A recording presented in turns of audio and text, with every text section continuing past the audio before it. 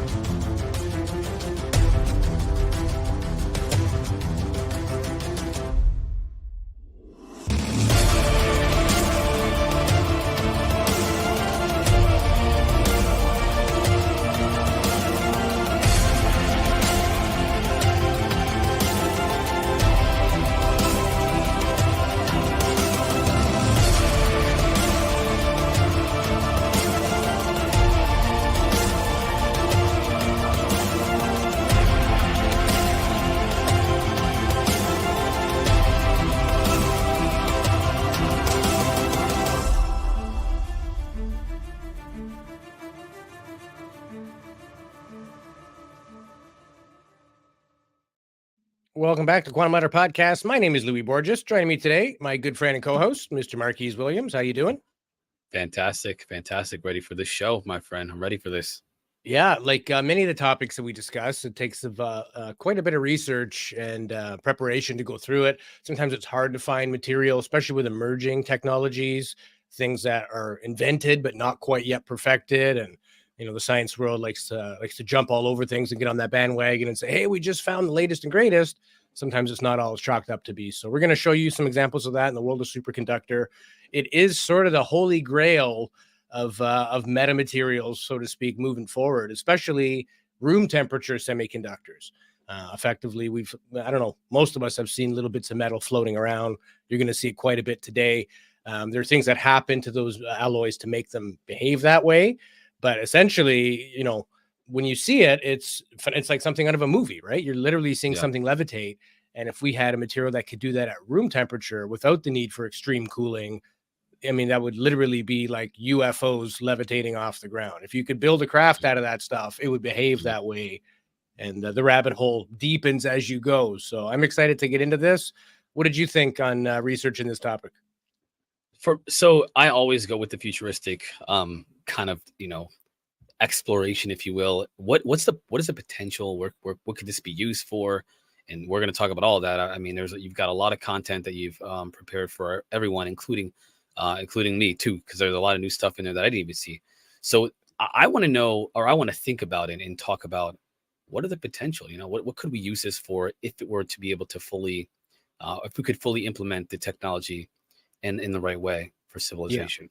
Yeah, and we've got examples of that. What industries could use it? How would it look? What would be the drawbacks? What would be the benefits? All that stuff. So to get us started, I got a little narration here on the world of superconductors and sort of how they came to be and where we're at now in the world of things. So this will be the homework, the catch up to get everybody on the same page.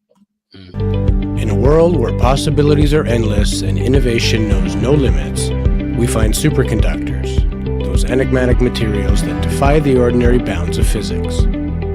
As we journey through time in unraveling the story of superconductivity, picture a bygone era in the early 20th century, where Dutch physicist Heike Kamerlingh Onnes stumbled upon a phenomenon that defied the norms of electricity. In today's world, we are presented with various breeds of superconductors, each with its own tale of scientific intrigue. High-temperature superconductors like YBCO and BSCCO steal the spotlight, pushing the boundaries of power systems and medical marvels.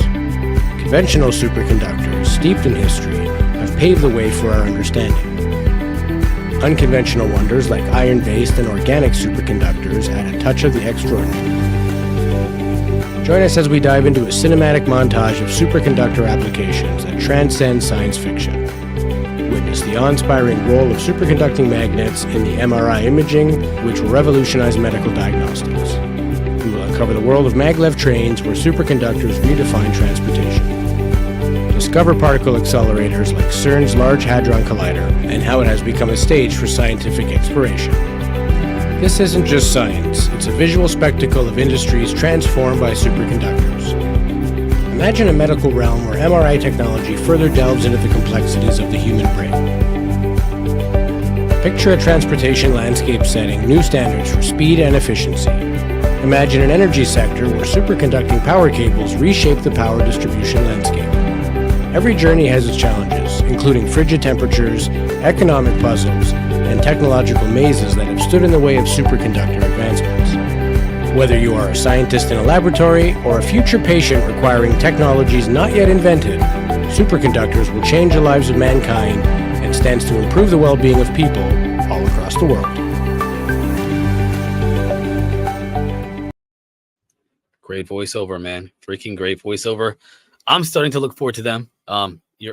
I think you muted my. I think you muted.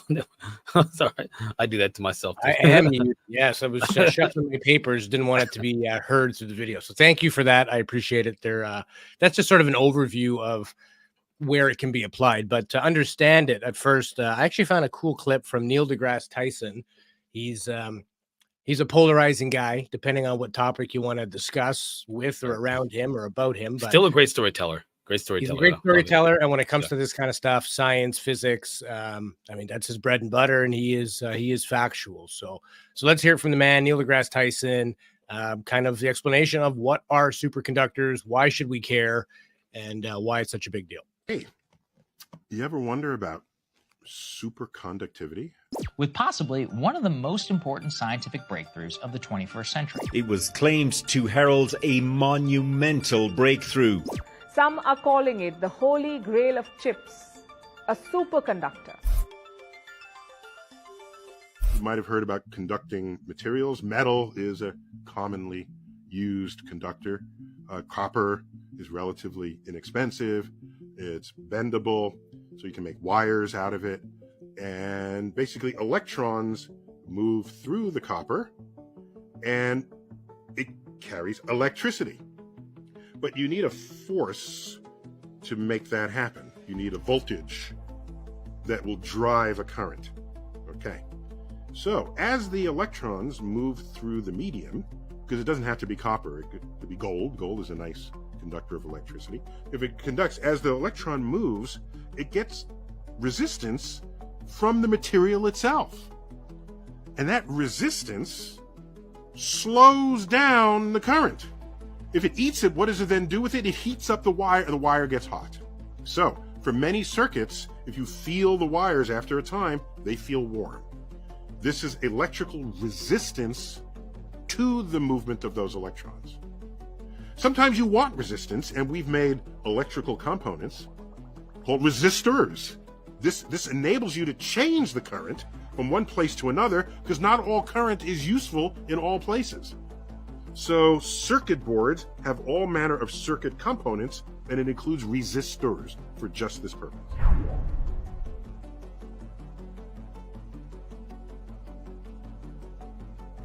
For some materials, there exists a temperature below which, and it happens abruptly, a temperature cold enough that below that temperature, all resistance drops to zero.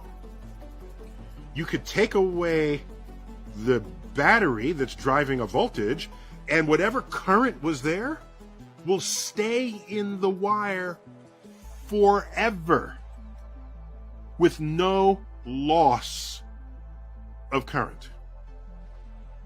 That is superconductivity.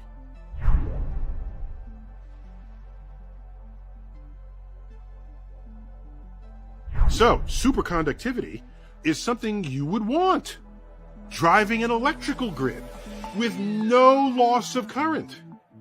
There's lost current moving electricity from one place to another.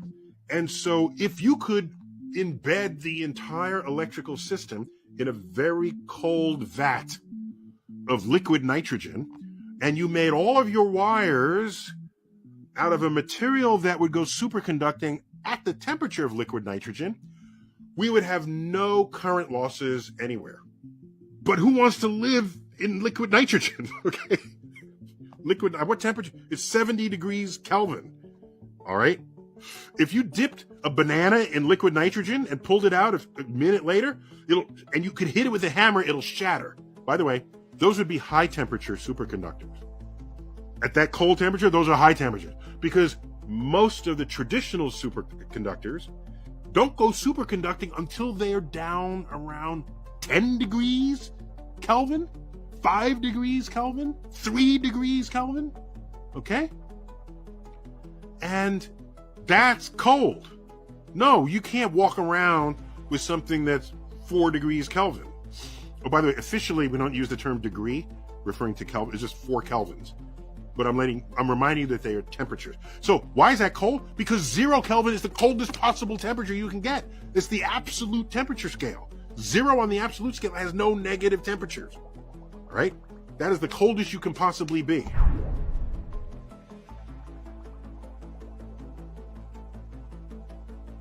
So there's a hunt for a room temperature superconductor. The problem is many of them are made of ceramic, the ones that are approaching room temperature. And ceramic, it tends to be brittle.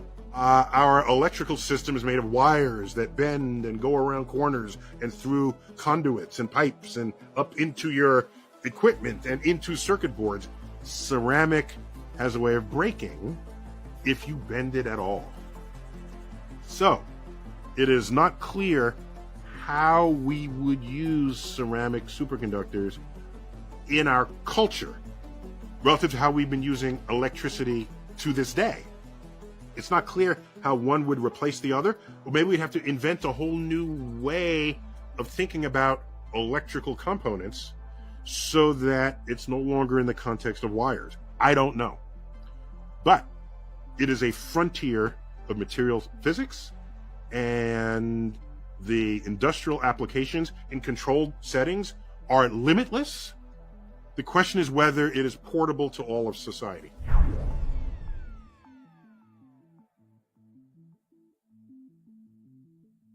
So another feature of superconductivity is that it rejects all magnetic fields. So what you can do a thing where you have a magnet attached to metal and it's attracted to it, and then you drop the temperature of that metal below its own superconducting threshold. And at that point, the magnetic field that had been penetrating it gets rejected out of it, and the magnet then begins to float on top of it. By the way, in Texas, Waxahachie, Texas, we began digging a hole to build the largest particle collider in the world that was going to use superconducting materials for the magnetic field that would be accelerating the charged particles to make the most powerful particle accelerator in the world. And it was called the Superconducting Super Collider. The initial funding began in the 1980s under President Reagan. And then early 90s, Congress cut the budget. And the Center of Massive Particle Physics moved to Europe, to Switzerland, to the European Center for Nuclear Research. CERN is their acronym. And they then made the next round of discoveries. Not us here in the United States. Oh, why did we cut the funding? Oh, if you look at the report, it says, oh, it's cost overruns, can't do it, cost this, cost that. Oh, yeah? Really? Really? Oh, like, really? What else happened in, like, 1989, peace broke out in Europe. That's what happened. The Cold War ended. Oh, gone is the funding for the physics that we had so thoroughly funded for the entire 20th century. So no, the report doesn't say peace broke out, we don't need physicists anymore. No, it doesn't say that. But that happened right around that time. Just saying. So So that would have been a scientific application, fully exploiting superconducting materials to make the most powerful magnetic field you can to accelerate the particles and make the most powerful atom smasher the world had ever seen. Anyhow, that's what's up with that. This has been Star Talk. Neil deGrasse. So there you go. In a nutshell, that's why it is important, what you could do with it. We've all heard of CERN, and it does run on superconductive materials, but like the cost and, some of the gases used to super cool things, liquid nitrogen, liquid helium, which is what they use in MRIs, that sort of makes up the bulk of the expense with a lot of these devices, is how they have to run. Even quantum computing, it's the low temperatures that is the biggest drawback right now. I mean, where can you can't just build a room and chill it to minus 350 degrees Fahrenheit, right? Like, No. it takes as much technology just to create the environment for this new technology in itself, right? And then, of course, there's the profit scheme. Governments are looking at this, and to Neil's point there, Cold War ends. Well, we had physicists working on bombs and cool ways to destroy our enemies. Well, the war's over. Okay, we don't need science anymore. And I think that's what a lot of North America has done. Europe has never really seen it that way, but Europe is a less warfaring. I guess you could argue that, but in the last 100 years, Europe is less warfaring than even with the inclusion of the First and Second World War. I mean, there's been more wars subsequently that aren't classified world wars, but it's a matter of priority. These things can be done. It's just a matter of who stands to benefit, who's going to foot the bill. And that's the biggest hindrance at this point. Listening to that, first of all, again, great storyteller. I love the way that he talks about these complex ideas. I really wish I could emulate that. Maybe one day. But although I have a lot of issue with a lot of his thinking about other things and how short-sighted he tends to be. He's a great storyteller, like I said. But I think the main issue that we hear often with these topics, with these technologies that could revolutionize civilization, take us to the type 1 civilization that's a part of the Kardashev scale. I'm getting a little excited, y'all. But it's crazy to me that we constantly focus on things like cost. Like, forget about the impact that it could have on human civilization. Oh, it costs too much money. Oh, we can't afford it. Oh, well, we'd have to change the infrastructure. Well, then let's do it. Like, if it's gonna make things better for the world, do it. And I was, like I said, I was researching the other day, yesterday, an aspect of this technology being implemented across the world, around the world, and it would require nations that normally don't have, let's just say, friendly communication to collaborate. And so another really big issue of, like, for example, a superconductivity being used in one location of the world during the day, providing energy towards another part of the world at night, and then vice versa. They could do that and have continuous production of energy and through this superconductivity, but they won't, because the nations that are required to do this don't communicate well. They're not friends for, again, stupid reasons. So, man, it just kind of sucks that these amazing technologies, they're all hindered by, politics, cost, and conflict. Yeah. Well, people are doing the work. It's just not getting where it could be by this point. Yeah. I mean, this guy won a Nobel Prize for this in 1913, over 100 years ago. This is not something that was discovered yesterday, right? Now, there's major challenges. They didn't possess technologies that would fully utilize that discovery. But the point is, this is not new information. Some of the things that were discussed there, both in my video and Neil's, I think we need to clarify, like, the difference between a type 1 or a type 2 superconductor. Right. In my video, I mentioned two different acronyms. One is YBCO, which stands for yttrium, barium, copper oxide. It's just a type of superconductor.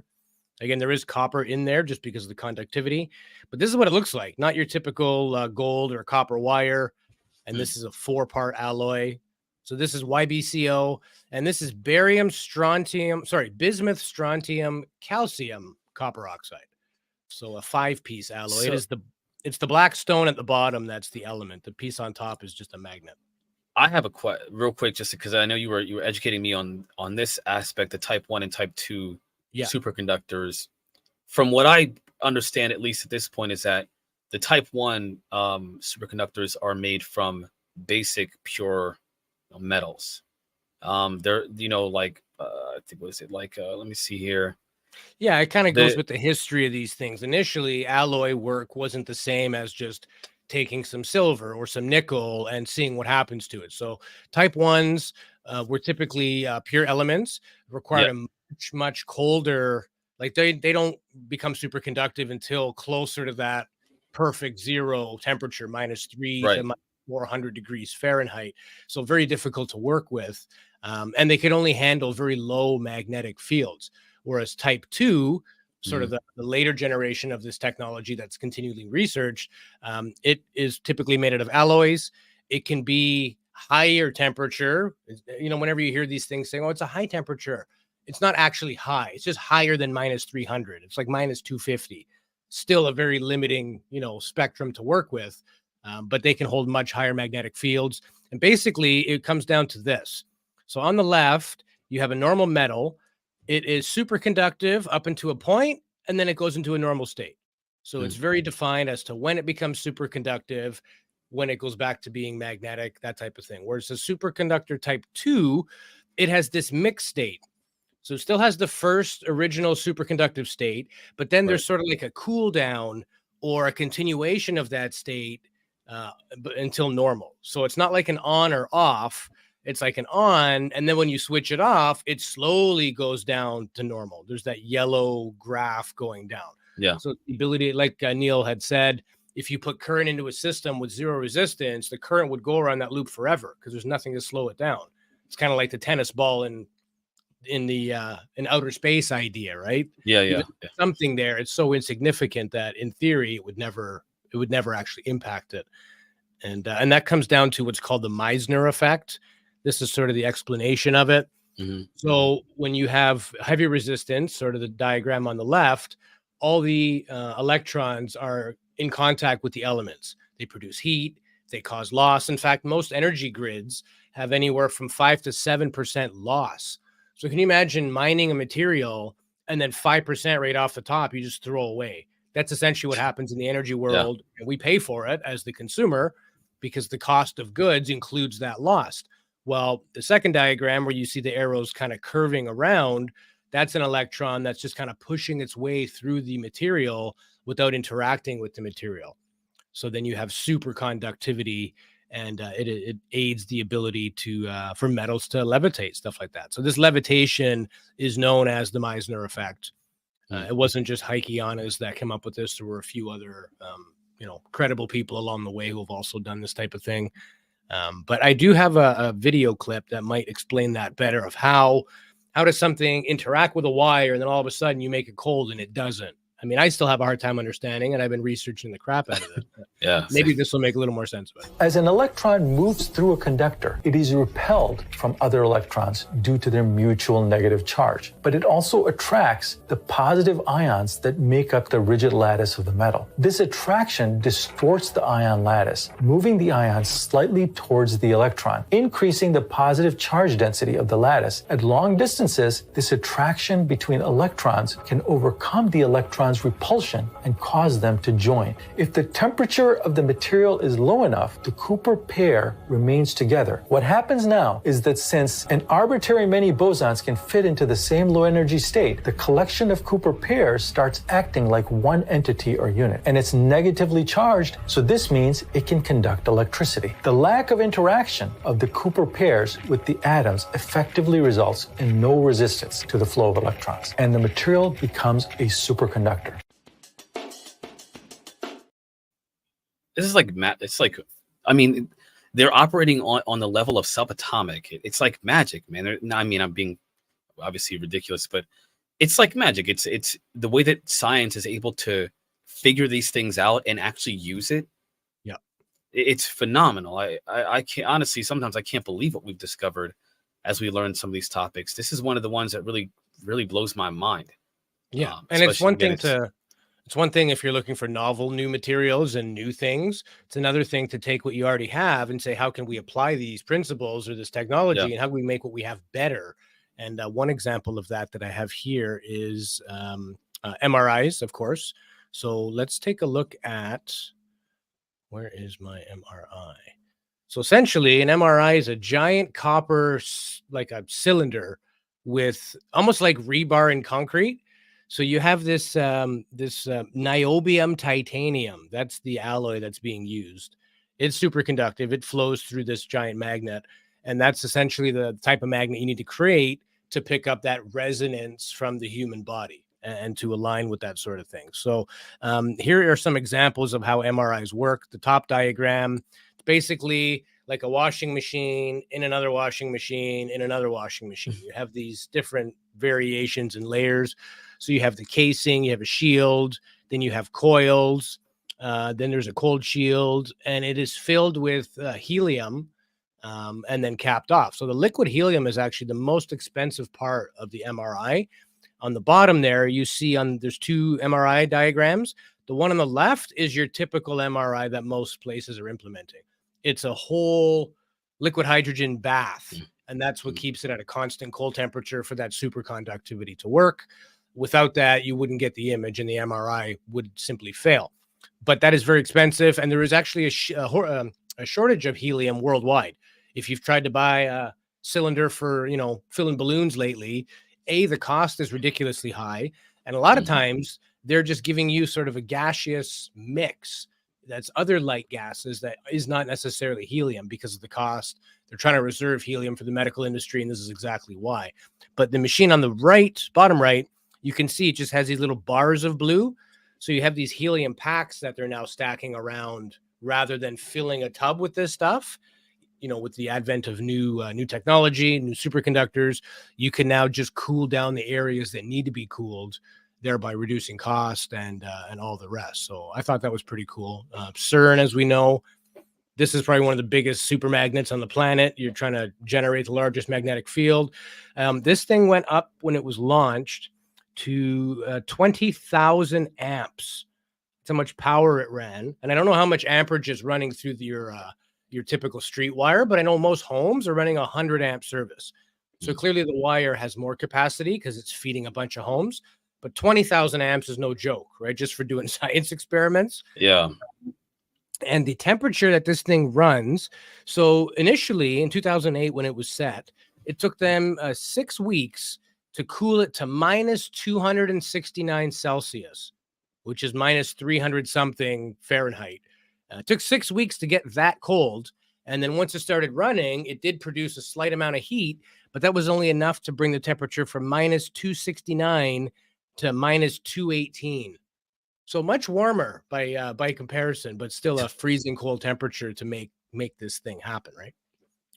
Yeah, and I keep asking myself, especially during this conversation and looking at these videos and these explanations of some of this science behind this, how much of this has been applied, at least in theory, has been applied to actual science? So far, we've only got pretty much the this collider, and that's it. I don't know what else are we using superconductivity. I know we could use it for supercomputers, which I think there's a supercomputer. I can't remember where it is now. Now that I'm just randomly thinking about this in the moment, where they're using something like superconductivity, or at least close to it, where they're trying to keep it really cool.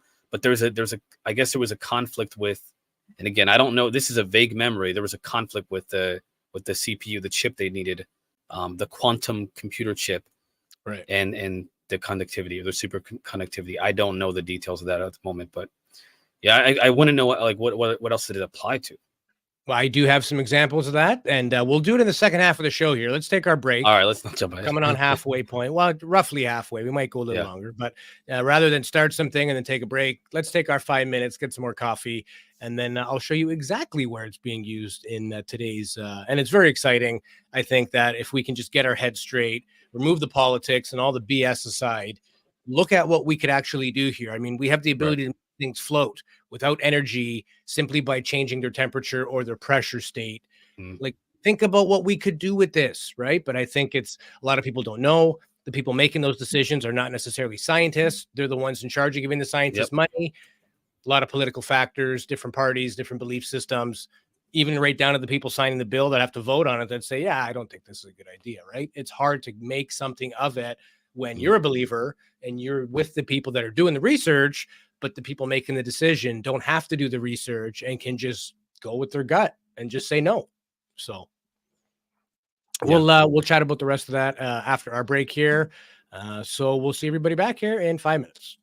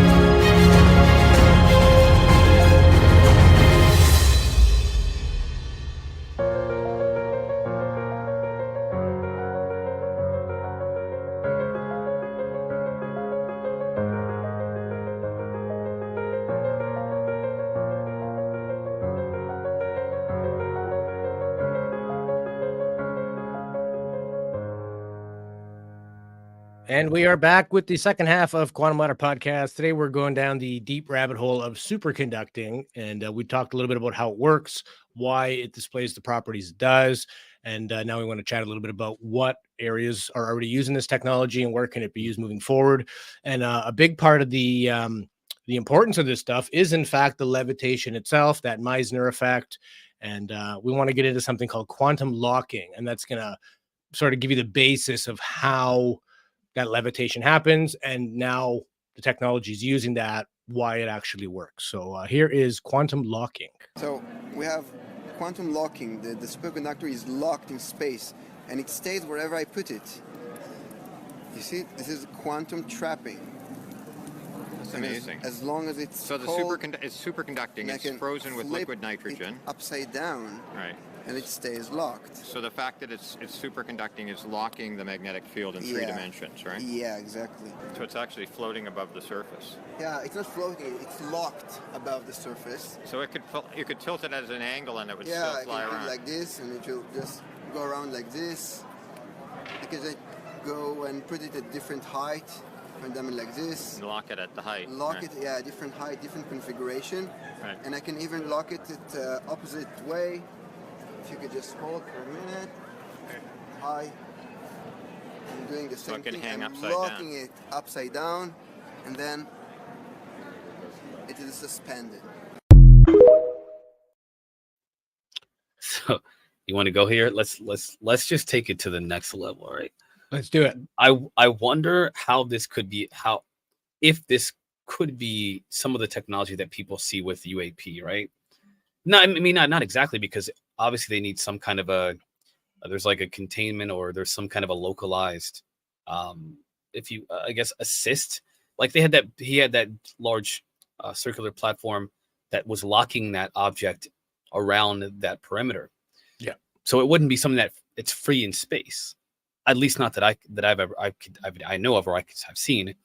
So the question is, could it be that there's someone using technology that is using something akin to this superconductivity, or this quantum locking or whatever? That's what I want to know. I'd be really curious to know if that. I mean, who knows, right? It's a speculation and wonder, but I'm quite curious about that, because when you see how they move almost as if there's no resistance, like zero resistance in our atmosphere. How do you go from 0 to 10,000 miles an hour recorded on radar with no sonic boom or anything, no tear in the atmosphere? That's kind of what I and for sure. And it definitely, if you want to go into the world of UAP, it appears that it is technological, but in some cases, but it may not be something as simple as a frozen magnet floating over a piece of steel. Then you're getting into the world of metamaterials, materials that produce a waveguide just in their creation, layers of different elements and fancy alloys that could behave that way, sort of creating that bubble and that distortion in gravity itself. And that would in essence be the world of superconducting. But again, too, if you want to talk about like the gimbal video, when they look at that thing on a thermal, there's no heat. In fact, it's cold. It's colder than the air around it. So whatever's running that thing is running cold. Right. I don't know. And again, it looks pretty flimsy when you see a guy on a table with like this thing and he's just flicking it around. But it looks like you could just walk up and boot that thing and it would fall apart. But that bond is actually stronger than it looks. Here's an example of a guy doing the same demo, but he's like pushing on it and trying to mess with it. It doesn't move. It is that strong. In the last video, I showed that if I put a magnet above a superconductor, it kind of just floats there like magic. What I want to do now, though, is show what happens if I do it the other way around. For this one, I'm using a much bigger superconductor, and I'm again cooling it with some liquid nitrogen.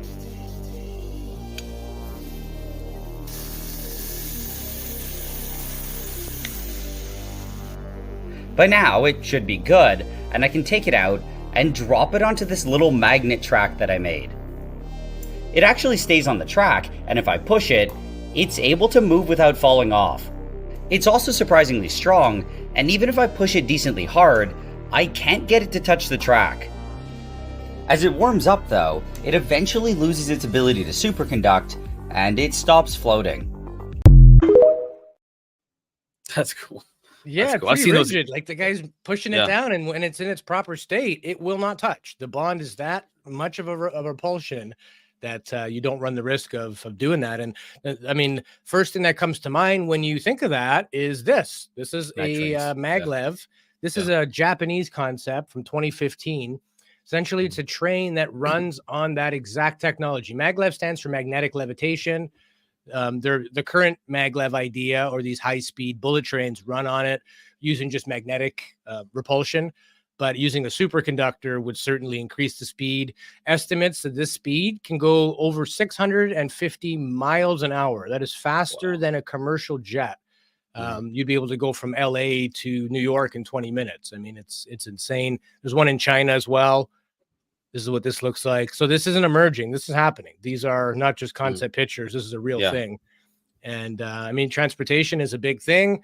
In many cities, the transportation is not great. That's why people don't take it, hence the need for cars. We know the pollution and all that. Now we're trying to go electric. That's not going to save the planet. It's probably doing more damage than good.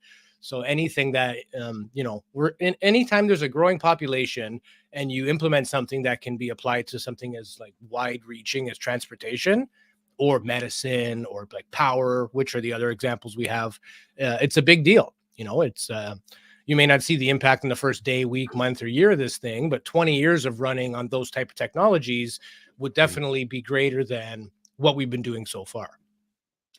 Yeah, I was just seeing that the U.S. is investing billions in new transportation systems for like long distances. They didn't talk about maglev trains or anything like that, but they are investing in some new ways of transportation, which is nice for long distances, which is nice to kind of bypass the traffic for shorter distances. I think that would be helpful for a lot of different commutes.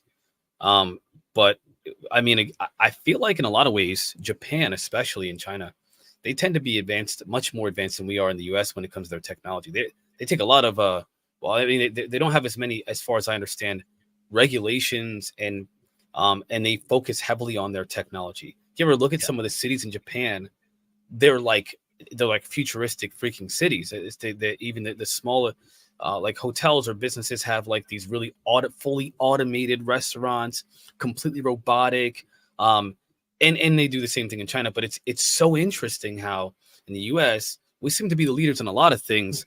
But when you look at other nations like China and Japan, for example, there's a lot that they're far more advanced than us. And because of that lack of restriction when it comes to their technological push towards the future, they're pushing fast, like really, really fast. And you have an example of Japan. You've got a large population and a relatively small footprint, basically an island. There's only so much space. Yeah. So innovation becomes a necessity in order for everybody to cohabitate and still maintain a certain quality of life. Plus, historically, they've always been great innovators. So now that's part of their culture and their pride that we lead the world in technology. Some of the greatest electronics makers are Japanese. Yep. Whether it's built in China or Taiwan is a different story. The person who's engineering and making the designs and thinking about concepts, Japan is definitely there. And China, again, huge population. How do you move all these people? In a communist run state, the government's paying for all that, right? So what's a cheaper way for the government to move over 1 billion people? Well, metals that levitate is a pretty good start, and there's lots. I mean, everything from in electronics, you've got sensors, supercomputers, electronic components, just means things that need to be frozen, kind of like in the MRI. Squid diagnostics, MRI, magnetic resonance imaging, power generators, transformers, cables. I've got some pictures of cables we'll go through here in a sec. And then, particle detectors, particle accelerators, microwave technologies, things like antennas or delay lines. And then magnetic transport systems like the Maglev, ship engines. That's sort of where we're at here. Now, in terms of wires, we mentioned the loss, and that a 5% loss to a utilities company has a whole lot of zeros when you quantify that in terms of dollars. So if they were going to run superconducting through our power grid and eliminate that, how would that look? So this company, Nexans, has developed this power line. It's a multifaceted line. There's many, many different parts of this. So it looks like a 3 or 4 contact portion of this cable with the insulation separating each one. Here's another example. So you can run multiple things through this. They would run liquid nitrogen through the center. That little blue spout coming out there, that's liquid nitrogen. and then there would be a return. So the smaller level would use this to cool the inside, and then it returned back through the top. So effectively, it would be a charge system that they would fill it with nitrogen, and the nitrogen would just continue to circulate, always keeping that temperature cool, thereby cooling it to superconductivity level. There's no more resistance, no more loss, no more heat. So that's in effect what the power grid is doing. Another thing, I know you're big on supercomputers. We did a quantum technology episode a couple months ago where we discussed them. Here's the IBM supercomputer. Here's a closer look. So effectively, this is designed to run in a cryogenic case. I don't know if you can see here. Glass. So the whole thing would be cooled to minus hundreds, whatever that looks like, whatever the Kelvin would need to be. And then all the wires would be made out of superconductive material. And essentially, they're using this to entangle qubits. And that's how a supercomputer would work. So more on the lines of plumbing than your typical electronics with circuit boards. No conventional circuit board would work in a supercomputer. Have you found anything kind of major difference wise between supercomputers and what we all have at home and what we're making this show on right now? So there's a couple things I want to say about that, and then I'll kind of address that specifically. But when I think about this technology, and of course we'll talk about superconductivity first, and then the supercomputers. But we used to have computers that were the size of, they were mainframes, essentially bigger than mainframes today. You can buy a mainframe that's like the size of a couple of refrigerators nowadays. Whereas before, an entire computer, like a computer like what we're like working on right now, or your phone, for example, with less power, had to be the size. I'm sorry, with more power was the size of a building, like a whole floor in a building. Now today we have them in our pockets. So when you think about, it seems implausible. It doesn't seem very practical when it comes to the size of these types of technologies. Well, look at the difference between the world's that IBM supercomputer, which I've seen plenty of times, lots of documentaries. Look at the size of that thing. It's not that big. If you think about the origin of the computer itself to where we are now, imagine where we will be in another 50 years or even 100 with supercomputers. Of course, given what can be done with artificial intelligence discovering new materials, to be used for all different applications, including, of course, I guarantee they can use it for this. I mean, I can't see why not. My mind always goes in the direction of the potential is just unimaginable. I can't imagine what we're going to have. I used to think that AI would talk to us like robots because of Siri. Now they talk to us like they're a person. Yeah. No one really not many people predicted that. But when it comes to supercomputers, if we were to get a quantum CPU or a supercomputer, for example, it wouldn't actually be a supercomputer primarily. We would still use the current type of CPUs that we have, the current level of computing for basic tasks, things that we do for our simple applications and so forth. The quantum computer would be used for much more complex or specific or specialized tasks because of the way that the nature of how it's computing. It would be completely useless as a computer that we use them for today. There needs to be new applications for that quantum computer that require a much larger computing power than what we use today with our current CPUs. That's what I understand about supercomputers. It would never really definitely be overkill to have one of those things doing word processing, but effectively you needed to sort of theorize and think about the futures of material science to come up with novel elements and things that we wouldn't be able to think of, and even ChatGPT or AI tools using standard computing wouldn't be able to come up with, right? So it's those really labor intensive things that either take time or take a lot of computing power that they could significantly improve. If there's a computer scientist in the chat, go ahead, roast me for if I'm wrong about this or saying it wrong. But would I could imagine an application for a supercomputer or that element of a supercomputer being on our current technology now, or in the future, a combination of both. You would use it for something like simulating, let's say you wanted to simulate an environment that was very specific to your preference for, I don't know, let's say you're using augmented reality glasses, for example, and you wanted to simulate a real life environment that's like the world that you live in, like a real world simulation. You want to go to the beach, you want to go to Vegas, you want to walk the streets of a boardwalk at your favorite, location, whatever, but you wanted to see it like you were there. That's an application that you use supercomputing for, because it's a mass amount of computation, a lot of computation that requires to do that. Generative AI could be hugely benefited by supercomputer or supercomputing. Whereas today our current CPUs or GPUs that they use for them now, they do a great job, but they're not going to do what you can imagine being done in the future, simulating real world things. That's what I can see in supercomputers, or that element of supercomputing being used for in our technology. I don't know if we'll ever get them on our phone. I'm not sure if we'll get them that small. I don't know. I mean, who knows at this point? But I could definitely see them in a laptop or desktop, and then being used for maybe in a cloud version of it being used for your on-the-go type of use cases. Yeah, the cloud makes a lot of sense. You'd have one, major computer. At this point in time, it would be the super cool technology. So you couldn't have something, well, maybe you could, but at this point, you're not having anything minus 300 in your phone. There is no device small enough but you could be, this could be a satellite sort of remotely dialing into that cloud that has that computing power. So that supercomputer is still doing the work. This is the receiver. This is the display of that. And really, it's just pulling it through internet connection rather than doing the actual computing in your phone. That is possible. But the big thing is the room temperature. And some of the biggest restrictions right now, or things prohibiting, the challenges, limitations prohibiting the science, is the cost, the temperature, and in some cases, the environmental aspects of not everybody in all parts of the world would have access to this. There's political things and inequalities. So it's sort of, where does the fairness come in? Who invents it, and do they have to share it with anybody else? I mean, we could do a whole episode just on the ethical implications. But the biggest thing is the room temperature versus not room temperature. There's been a lot of buzz in the science world. It's not the first time scientists have said, hey, we have a material here, a metal that doesn't need to be super cooled. I mean, imagine something that just floats and levitates like that at room temperature. I mean, that is the holy grail of material science. There was a paper that was produced and an element that was proposed out of Korea called LK99. It's a bit of a story, so I'll give it to you in pieces.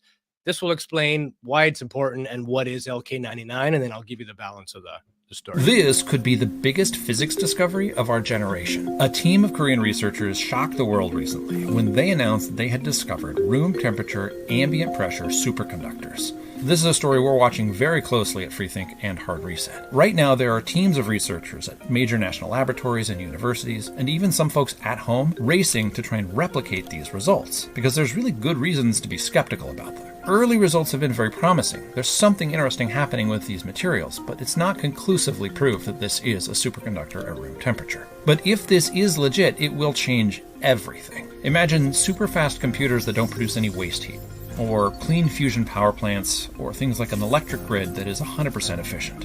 That's before you get to things like floating trains. Room temperature, ambient pressure superconductors would allow us to rethink everything about the modern world from scratch. And that's why... So, I mean, think about that. What could you actually implement? You could put it into everything if you could figure out a way to do it at room temperature and ambient pressure, meaning, the normal atmospheric pressure we live in all the time. I think it's all about engineering. Honestly, and this is why I wish we would, not to pontificate, but I really wish that we would change the way that we are as civilization just is. Everyone refer back to our Venus Project episode. It could be done. The problem is that there's a lot of hindrances with just the nature of our society, the nature of the structures, that we live in. Yeah. I got another clip here before I give you the update on LK99. This one I have saved. I just named it room temp quantum computing. So that same benefit of something being room temperature, not only for transportation or energy or whatever, but what does that look like if we could get quantum computers at a room temperature level? Does that increase accessibility, that type of thing? In the near term, there are these incredible applications. Quantum computers are built using little superconductors as the qubit. So this idea that we could now have room temperature quantum computing is also a very profound one, game changer. Electric motors could be reinvented. Semiconductors, integrated circuits would be reinvented. If you had enough of this material, you could put it in roads. And because superconductors also reflect magnetic fields, you could put magnets on the bottom of cars and float them above the ground and cruise around without any friction. Less accidents too, right? You could design it so that there would never be an accident ever. It's impossible for there to be an accident. So if people really want to, another resistance that we would receive is like the cultural people there. I jokingly talk about the kind of person that like they love their trucks and love their gas guzzling diesel trucks or whatever. I love a good truck, but when it comes to like I don't know, to practical applications or just efficiency and just having a better world, these would be, I think that kind of change would probably be resisted. I mean, people resist a lot of new technological changes. We talked about that. We talked about that on some of the first episodes we had, that people are very generally, especially in the US, are very resistant to anything that makes them feel like it's going to take away or change the way that things have always been. They don't like that kind of change to their life. But I do think that if this is possible, man, I mean, imagine the cities being, you drive a car, but you never get into it. There'd be zero accidents, zero. It's impossible. So. Yep. And there are certain environments not on Earth because we live in a certain temperature range and certain pressure range. But as of now, we know that these things require extremely cold temps. So scientists are thinking, okay, well, where is an extremely cold temperature already that we're playing around in where we can benefit using this? And of course, our friends NASA in outer space is extremely cold. So what happens when you use sort of superconductors in conjunction with space programs? And this was a MIT sort of theory. So essentially, by using superconductor as a support structure, you could reduce the spacecraft's structural mass. So obviously lighter, less fuel, or you can carry more payload. There's benefits to that. A larger structure would be possible without or with using the existing vehicles that we have, launch vehicles. So again, they all come down to fuel, payload. If you could make it lighter, you could effectively take a bigger ship because it weighs the same amount. It's going to take the same amount of fuel and propulsion. That's all rocket science is based on. How much weight are we moving? How fast do we need to move it? And how far do we need to send it? So the lighter you make it, you can therefore make it larger and increase your payload just because of that. And I thought that was amazing. Of course, they wanted $500K for a 2-year study, analysis, modeling, that type of thing. But yeah, I mean, in an atmosphere that's already, or an environment that's already extremely cold, this can be used right out the gate, providing, these are legit.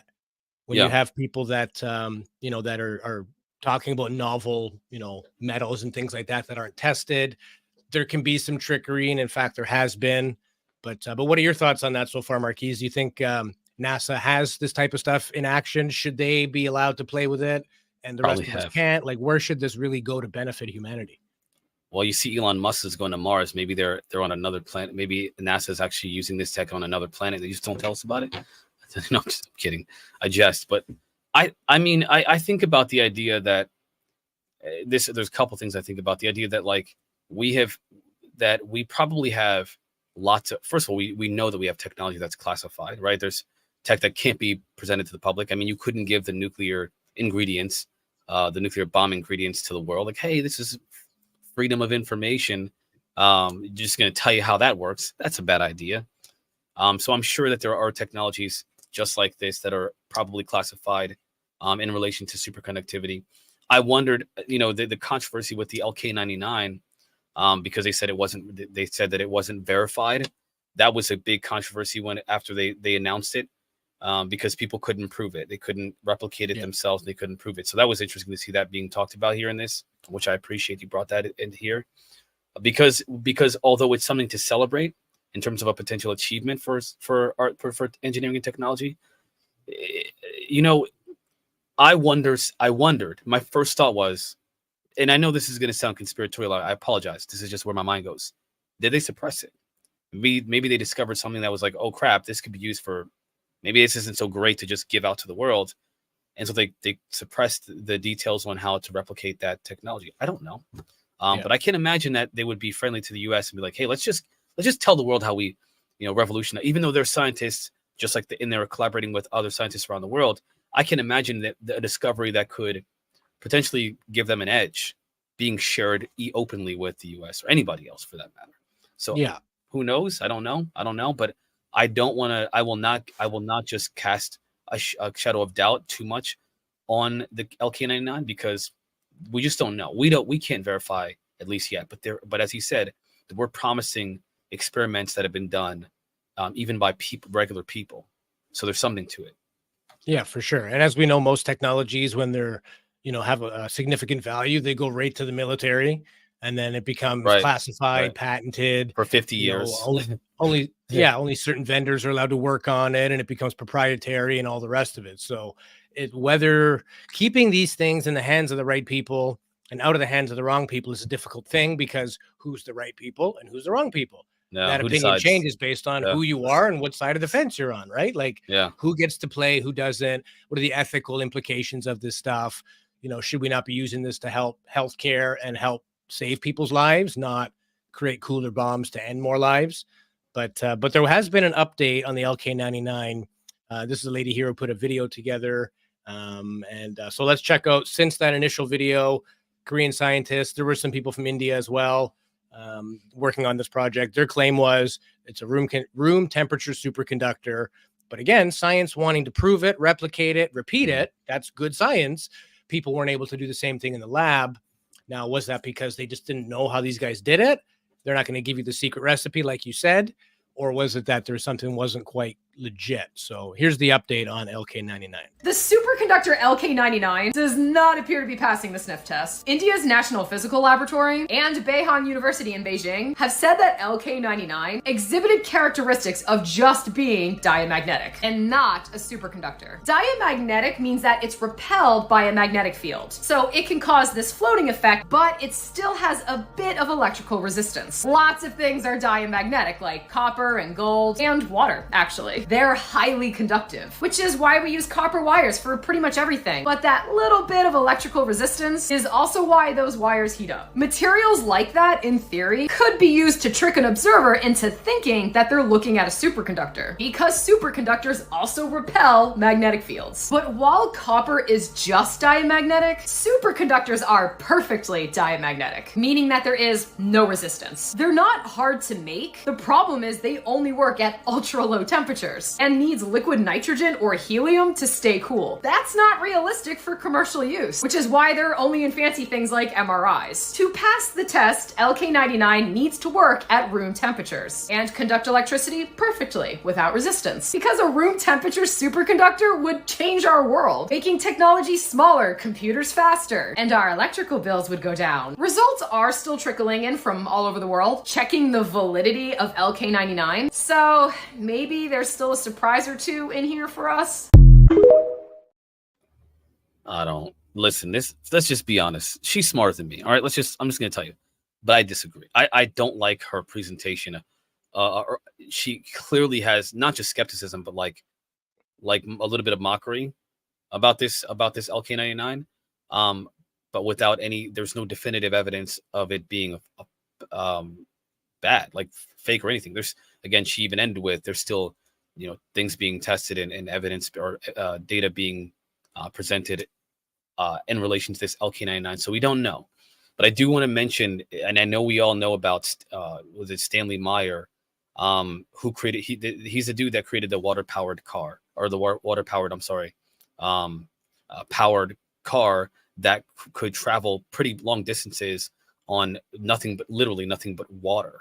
And they said, the scientists at the time and the U.S. Patent Office, of course, said, "Oh, it's just not." The quote was, "It's not feasible. It's not possible." And then they essentially suppressed the technology, suppressed him and his technology. He ended up dying under some interesting circumstances. Not that these, this again, conspiratorial if you want to, but that's just one. The electric car, the GM electric car that was suppressed. And there's a lot of technologies that have been literally taken off the table because, especially by, if you want to talk about some people that suppress technologies, General Electric. Do you really think that if this technology is viable on a consumer level, that they would just, oh, you know what? It's going to reduce people's electric bills? Let me just tell you guys, 1 month when I was a much younger person, my electric bill was higher than my rent for 1 month. And I didn't even know. Like I got a bill and I thought it was a mistake. What is this? And they were like, oh, it's happening all across our location, around my location. People were receiving 3 to 4 months of an electric bill that was higher than their rent money. We're talking a lot of money, and they didn't change their energy habits at all. And they claimed, oh, it was just your energy usage is changing and you just don't recognize it. There may be an issue with the wiring or whatever. Okay, cool. Not cool. Then they would offer you this payment plan that you can get on, so you wouldn't, be homeless from paying 4 months rent in 1 month, and that essentially kept you paying the electric company far more than what you've been paying. Plus, now you owe them money. Now you're in debt to them. Yeah, and they can't set your electric off, by the way. So I don't know, man. I feel like we need to wait for the verdict to be out on the LK99. I have hope for it. I think there is something to it. They wouldn't announce to the world if there wasn't. But I definitely think that even if there's some real applications on the consumer level, it's not going to be implemented. There's no way. It will not be implemented. It will not. I can't imagine. It's totally possible that info was suppressed. Now, the latest update as of June of 2023 was that those guys were faking it. Apparently, it was a fraud. They fabricated and manipulated data. There was, I think their initial paper was submitted for peer review. There's a group of scientists that sort of BS and fact check to make sure people aren't just coming up with crazy ideas. And they found that. They went to the original contributors to the report and said, like, where's your data? This doesn't make sense. They gave them the data that they provided these researchers, and the guys doing the audit are like, this isn't what made it in the report. This is the data you gave. That's not what they said here. And they actually yanked the privileges of that group. They redacted their paper, and the scientific body basically came out and said that LK99, not that room temperature superconductors don't exist or can't.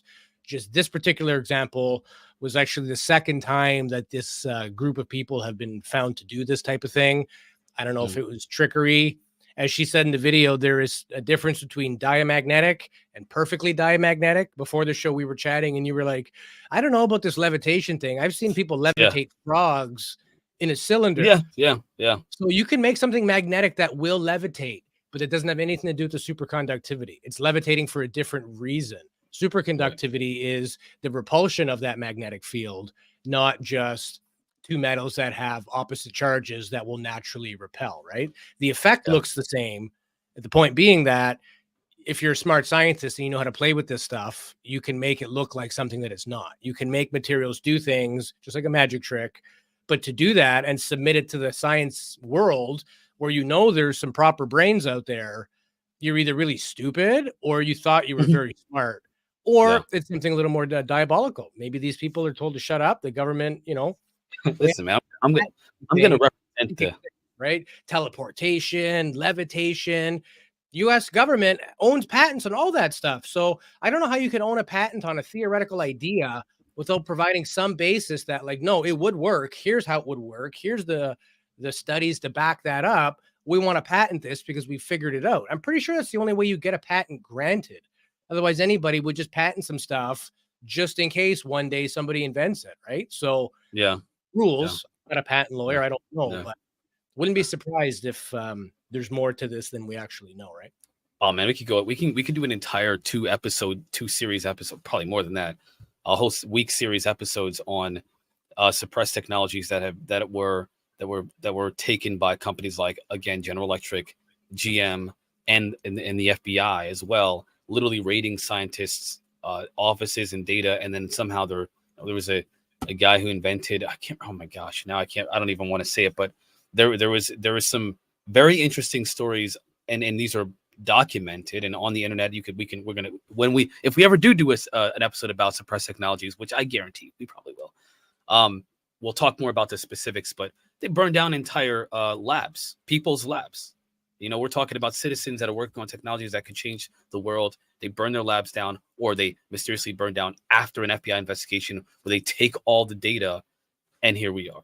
We're left with nothing, with none of the tech. So is LK99 an example of one of those? I have no idea. The fact that this, and I didn't know that, by the way, the fact that this group of scientists has been known for fraudulent activity before makes me wonder, why are they still conducting scientific and experiments, and then why is anybody taking them seriously in the first place? Why do that?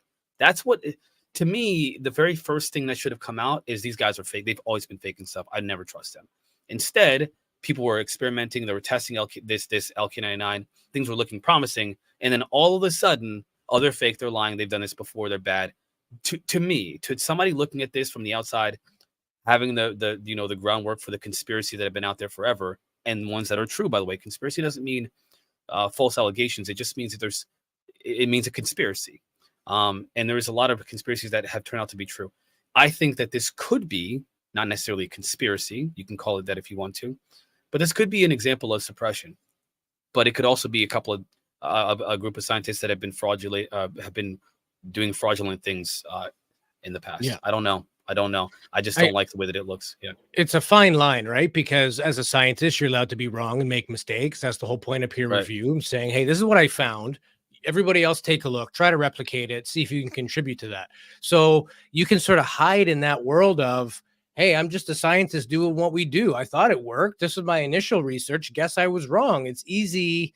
But to your point, if they've already been known as fraudsters, why would the scientific world even take them seriously the second time around, right? Academia doesn't really have a lot of patience for that, especially when many people are very dedicated to accuracy, spend their entire lives maintaining accuracy, and really it's like their honor that they would never do that. So when you're in that world and you do that, it's like a crooked cop or a dirty doctor. The rest of your peers shut you down. They don't even want to talk about it.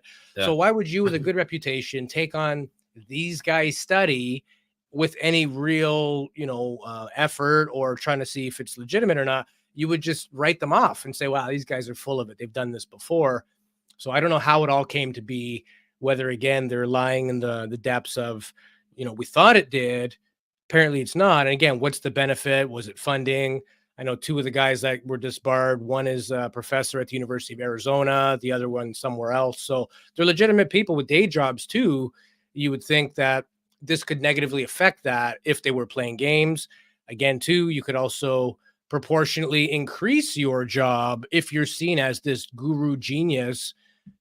Universities be throwing money at you to have you teach their students, right? So motivation isn't hard to find, or motive just in general, why you would want to cheat.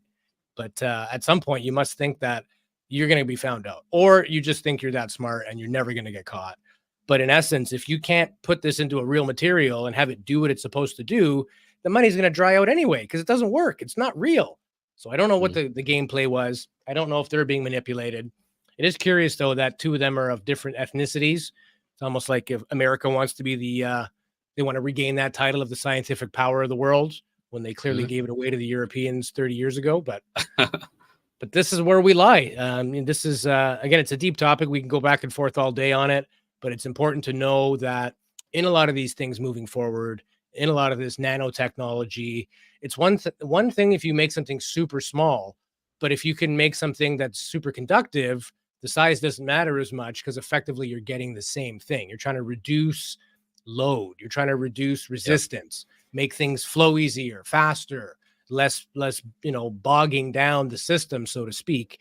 And that's effectively why these technologies are important. And the first one who can really get there, it's game over. But again, does that become now a patented product that the rest of the world can't use?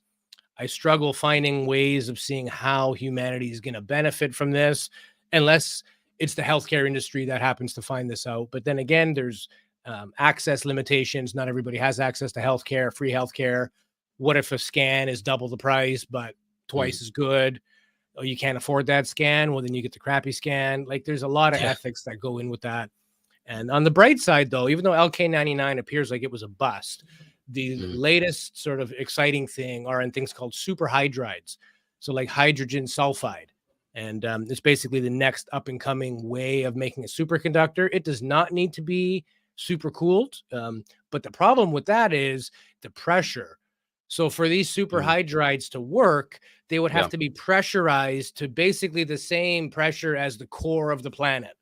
So not very feasible right now. I mean, but it is another way of achieving the same thing with a totally different sort of method of getting there. Nothing to do with cooling. This one's pressure. So I like the fact that these results can be had with many different technologies. We just need to get smarter and better at finding alternatives. the fact of the matter is it can be done. We've seen demos of what you can do with metals, locking them into place and things like that. The future of technology and transportation and energy looks good, but again, to beware of the nefarious ones that stand to profit from this and also benefit from not sharing it with others. Proprietary information is the greatest way to increase your stock share, right? So, well, apparently, like ChatGPT, for example, the AIs, the generative AIs and the conversational AIs, these types of artificial intelligence applications have been used by business CEOs, corporations for years. We're just now getting a peek at what they've been using for years. Yeah. So this is not, I mean, it's new to us, but there are a lot of technologies that were out sometimes 40, 50 years prior to when they were released to the public. Usually, like you mentioned before, by the military first. They tend to have military applications. Some technologies tend to have military applications first. They find a way to make it into, and I don't understand why they would do this in the first place, but it just occurred to me. Why would a military contractor who is developing technologies for the military, right, say, you know what, let's give this to the consumer, to the consumers?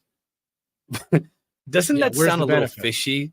The benefit is that they're profiting off of it.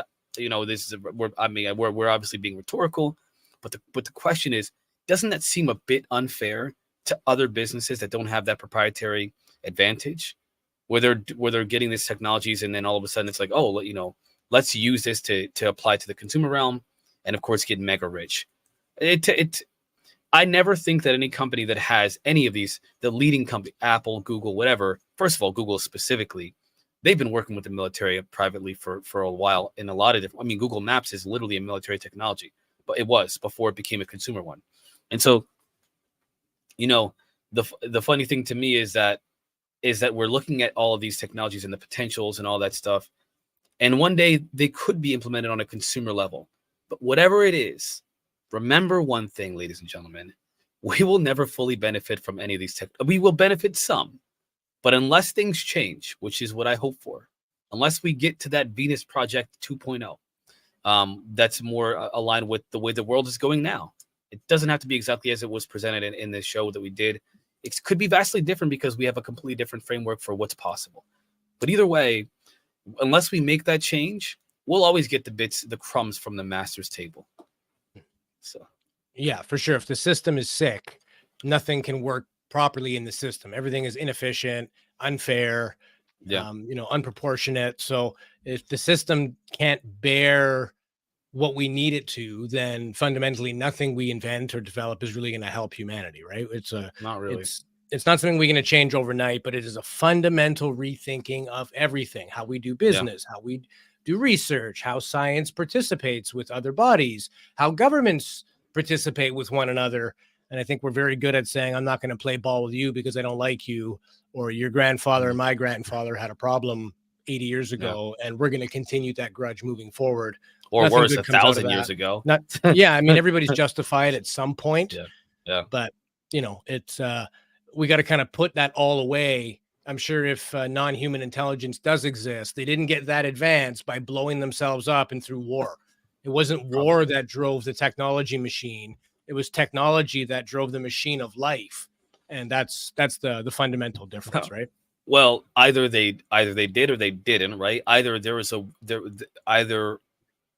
are the dominant species on their planet by domination, or they worked cohesively, and they discover. I mean, it's either way. Collaboration is essential.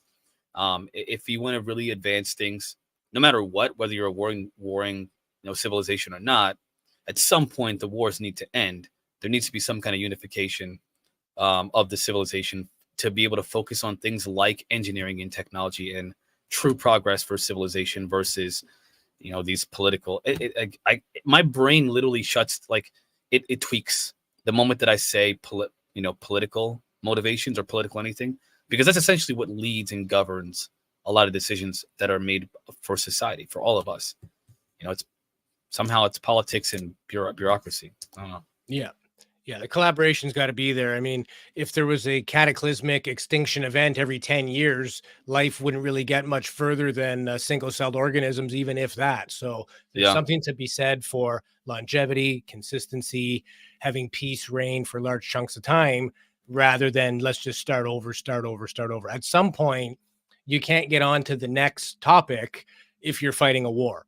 And I think, even if some society did gain dominance by being dominant, they're still not as efficient as they could be, because what more could they be doing with collaboration of the rest of their own kind, right? And we're in a perfect example of that. Everybody knows you get more with a group. 2 heads are better than 1, that type of thing. So even if we are the smartest group and we happen to dominate, which kind of like humankind has now, there are no really, Neanderthals. I mean, they exist in our genetic record. We interbred with them. But as far as the dominant species on the planet, it's Homo sapiens sapiens. And, you could argue we got there by war and things like that too. But at some point, there has to be collaboration and cooperation, or it's going to be too short-lived. You never get to become a Kardashev scale type 1 or type 2 civilization if you're just constantly focused on spending all your resources on war. Well, when you have a declining health of your population, declining health of your planet, and a declining resource abundance, eventually that's going to catch up to you. So, I mean, we're thinking in human terms, a couple hundred years. It's a very small number, but a big number for us. Thousands and millions of years, these impacts become amplified enormously. So in the grand scheme of things, if we're going to be around another million years, we need to fundamentally change a lot of the things we do, how we do it, how we think, how we treat other people. Do we cast doubt on things without even having proper information? Like even dialogue and debate is seriously altered, and not for the good in some cases, right? No. Yeah, I once heard, and we're kind of pontificating at this point. I apologize, but I once, many times, I do this all the time, where I watch debates with people that are politically driven versus like data driven, and people that are politically driven, they take data that tells a story, and then they create a new story. And because it's possible, if the viewer or listener doesn't understand the data or understand the scope of the data, they're easily convinced because the data is convincing. Yeah. Like I was like, oh my gosh, that's a super convincing argument for said topic, but it's clearly lacking the full scope of that data. It's like they call it cherry picking. Honestly, that makes me think about my next statement, which is that if we were a more informed public, genuinely informed, if we were more interested in the truth of things and being data driven when it comes to looking at these kinds of all kinds of topics, I think that we couldn't be fooled by whatever narrative may be presented to us by the powers that be. And to be honest, we can point the finger at this person, that person, this, but I feel like it's us. We have to decide. The people have to decide what kind of civilization we want to be, by being more honest with ourselves, and of course being more empathetic towards other people, understanding our symbiotic relationship to everything, especially each other, but also importantly the world that we live in and the nature, the biome that we have to take care of. We only have one Earth, as they say. We better figure it out before we don't have anything left. Yeah, well said. And kudos to everybody that watches these episodes and wants to get into these things and educate themselves and maybe look at the world a little bit differently. That's our sole motivation, is to give you this data, pique your interest, and you'll start to notice more of these articles and topics floating around now that you've maybe seen a show about it. It's how the universe will work, right? More of this stuff will start popping up in your life and on your feed, and having a healthy understanding of it without needing to be a PhD. Neither one of us are, but it's important to know why things are important. It kind of helps in today's world where everything is thrown at you and you're bombarded with a bunch of stuff. Knowing how to separate priority and importance and categorize everything really makes it easier to digest. Otherwise, you're literally just bombarded with stuff all day long and you're not really doing anything productive. So in the world of research, it's important to know where we've come from, how others have failed, what to watch out for. What are the motives of some of the players that want this thing to happen? And what are the motives of some people that maybe don't want it to happen? And at least then when you read an article, you very quickly can pick out the bias. You could say, oh, this is politically driven, or this is in favor of a certain university. Well, yeah, no wonder they wrote the damn article, right? You can start being not skeptical, but you'd be a little bit sharper. You're a little more filtered in terms of what you allow in the, oh, I saw this the other day. Whittle it down. There's a lot of junk out there, but there's a lot of good stuff. And we just want to bring you that information and you know, have a little bit of fun when we do these shows, and nice chatting with everybody in our chat room. We always enjoy that. Everybody always has lots of very interesting things to say, share their own experiences too. So, you know, that's a compliment to us that people feel comfortable enough to do that. And we really appreciate it. So with that, Marquise, I'll give you the final word, my man. Yeah, I just want to say there was a quote by the philosopher Krishnamurti, and it's a quote that I think about a lot. And if you're out there, if you're one of the people out there that sits around and you're frustrated with the way that things are in the world, and if you're here, you're probably one of those people. If you're looking at the way the world is, the government and the scientific community, when there's suppressed technologies, or when, for example, there are things that should be implemented that are not, and you know the things that could be better. If you're frustrated with things and you have this uneasy feeling within yourself that something isn't right here, remember that it is no measure of health to be well adjusted to a sick society. Very well said. Absolutely. And keep that in mind, folks. And with that, we'll bring today's episode to a close. Another one bites the dust, Marquise, as they say. This was a lot of fun, and we're going to keep working on more interesting topics and compelling ones for our audience here.